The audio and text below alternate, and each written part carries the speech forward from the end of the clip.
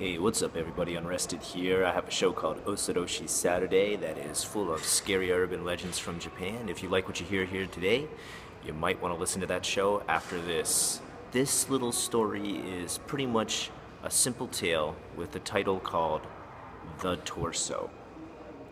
It concerns some friends who told me a little story, and it was a friend of a friend type story, relayed to me by the friend of the friend who went to the place in which the quote-unquote torso ghost was at. Now, let me just give you a little bit of background so you know why it's called the Torso. The Torso is the name of a ghost that haunts an abandoned factory out in the middle of Wakayama, Japan. It's a factory that used to be a steel mill. It has all different types of giant steel mill machines for cutting metal, breaking it down into molten lead, and different stuff like that. It's no longer in use, but supposedly still haunted by a ghost called the Torso. Now, by torso, I mean the section of the body below the head, with no arms, no legs, just the torso, stomach and chest.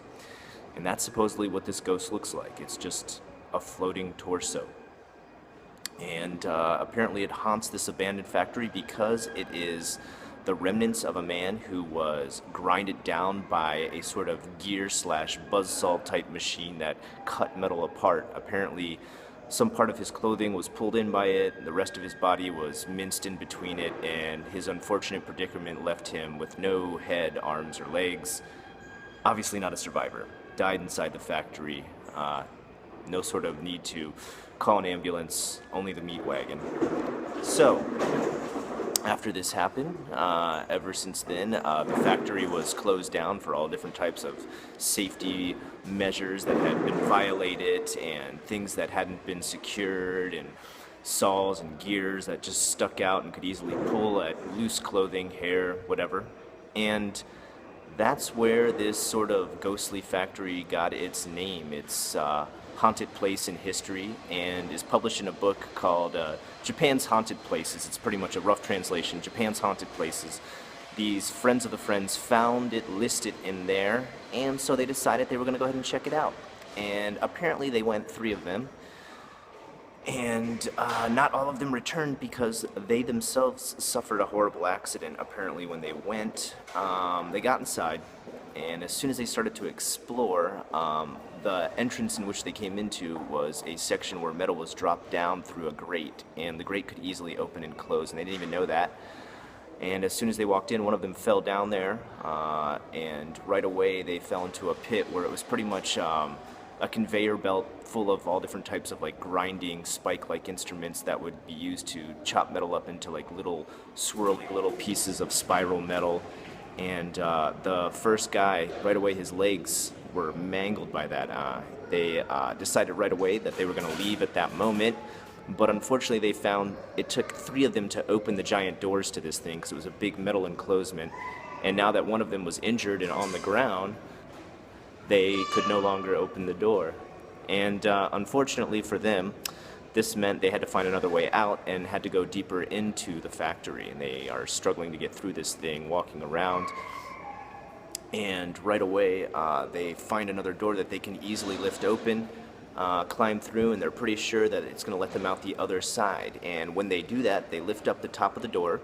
The first guy climbs through, and a girl was left holding the other set of metal opening doors that let them get outside. It was like kind of like a sort of old school delivery system where you open up the top metal door, it slides up and then comes back down after you've put stuff inside, and then it can go down like a little elevator shaft. And if you went through the other side, you could actually exit the building.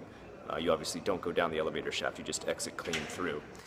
And he got through right away, but unfortunately for him, he found that to be able to open the next door, he had to let go of the first door, push open the next one, and get through. And when he did that, she found her arms weren't strong enough by herself to hold the door open, and they came crashing down, broke both of her arms, and so severely mangled that when both of these people were finally picked up, the one guy whose legs were totally messed up by the gears that he fell on, he actually died from his injuries, and she lost her arms. the other girl whose the door fell down on her arms.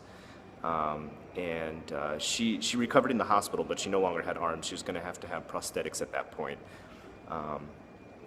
And the other guy was obviously left uninjured but shaken severely. And apparently, when the police investigated it, they asked him for any kind of things that he had taken or brought from there, or if he had taken anything from there, or there's any kind of stealing, like maybe trying to take precious metals from there in order to cash them in. He was like, no, it's nothing like that. We just wanted to explore.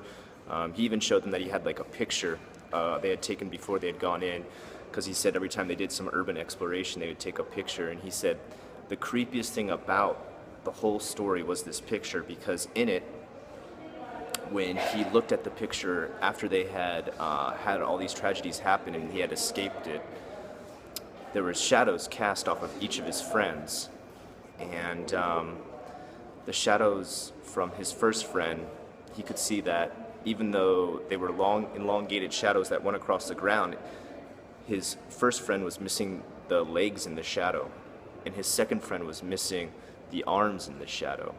And he said the thing that frightened him the most and left his friend almost going insane was the fact that his head was missing from the shadow in his picture.